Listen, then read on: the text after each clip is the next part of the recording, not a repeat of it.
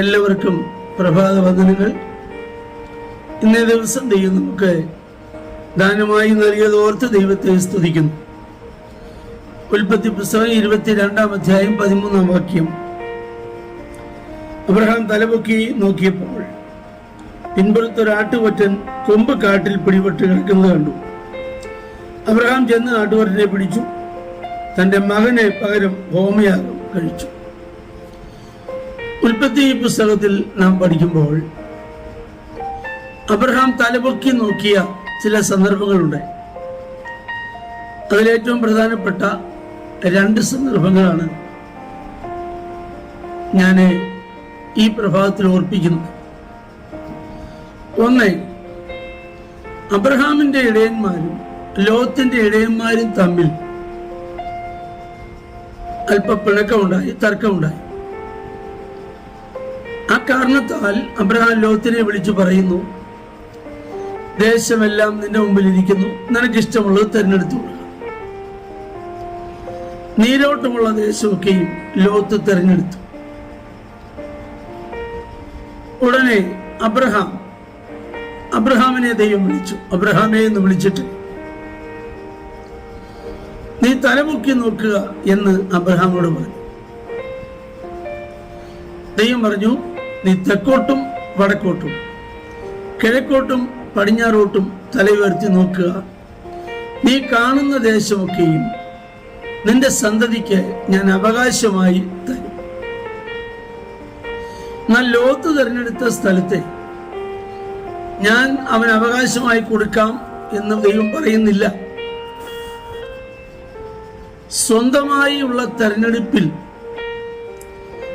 എല്ലാം ദൈവം അംഗീകരിക്കണമെന്ന് നിർബന്ധമില്ല. എന്നാൽ അബ്രഹാം ഒരു തെരഞ്ഞെടുപ്പ് നടത്തുന്നില്ലല്ലോ. അപ്പോൾ അബ്രഹാമോട് പറയുന്നു, നീ തലപൊക്കി നോക്കിയാൽ നീ കാണുന്ന ദേശം ഞാൻ നിനക്ക് നിന്റെ സന്തതിക്കും അവകാശമായി തരും. അപ്പോൾ അബ്രഹാം തലപൊക്കിയപ്പോൾ ഒരു വാഗ്ദത്ത ദേശം,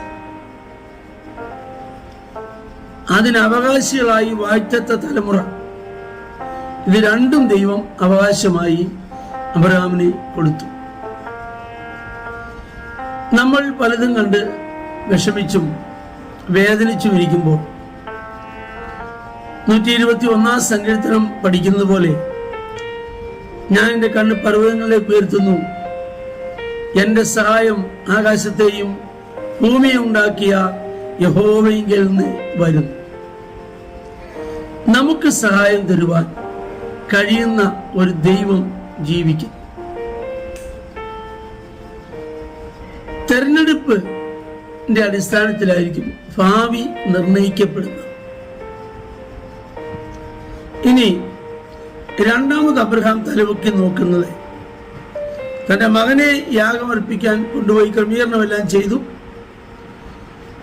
കത്തിയെ അബ്രഹാം കയ്യിലെടുത്തു. തന്റെ മകനെ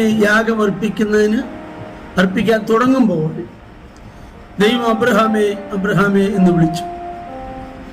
നീ നിന്റെ മകനെ തരുവാൻ മടിക്കായതുകൊണ്ട് നീ എന്നെ സ്നേഹിക്കുന്നു അല്ലെങ്കിൽ ഭയപ്പെടുന്നു എന്ന് ഞാൻ അറിയുന്നു എന്ന് ദൈവം പറഞ്ഞു.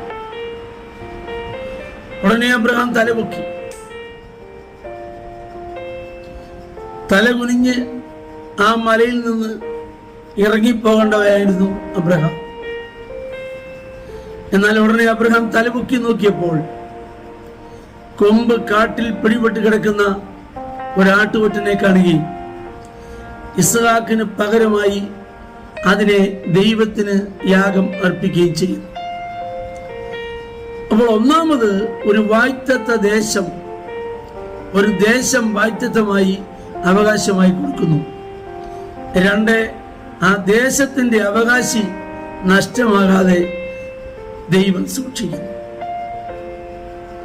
അളവൊന്നുമില്ല, എനിക്ക് മനോഹര ദേശത്ത് വീണിരിക്കുന്നു എന്ന് സങ്കീർത്തകാരൻ പറയുന്നത് പോലെ ദൈവം നമുക്ക് ഒരവകാശം വാഗ്ദത്തമായി നൽകിയെങ്കിൽ അത് സൂക്ഷിക്കപ്പെടുവാൻ, തലമുറയെ കൂടി തരുവാൻ ദൈവത്തിന് കഴിയും.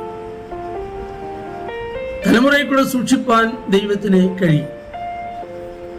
ആകയാൽ നമ്മുടെ കണ്ണുകളെ നാം കർത്താവിലേക്ക് ഉയർത്താം.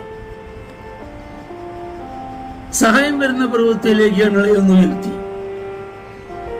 തക്ക സമയത്ത് അവന്റെ പ്രവൃത്തി കാണുവാൻ നമുക്ക് സമർപ്പിക്കാം, പ്രാർത്ഥിക്കാം. ഞങ്ങളുടെ കർത്താവേ, സ്വർഗീയ നല്ല പിതാവേ, ഈ വചനം കേൾക്കുന്ന എല്ലാവരെയും അങ്ങയുടെ നാമത്തിൽ അനുഗ്രഹിച്ചു പ്രാർത്ഥിക്കുന്നു, യേശുവിൻ നാമത്തിൽ തന്നെ. ആമേൻ. ദൈവം നമ്മെ എല്ലാവരെയും ധാരാളമായി അനുഗ്രഹിക്കട്ടെ.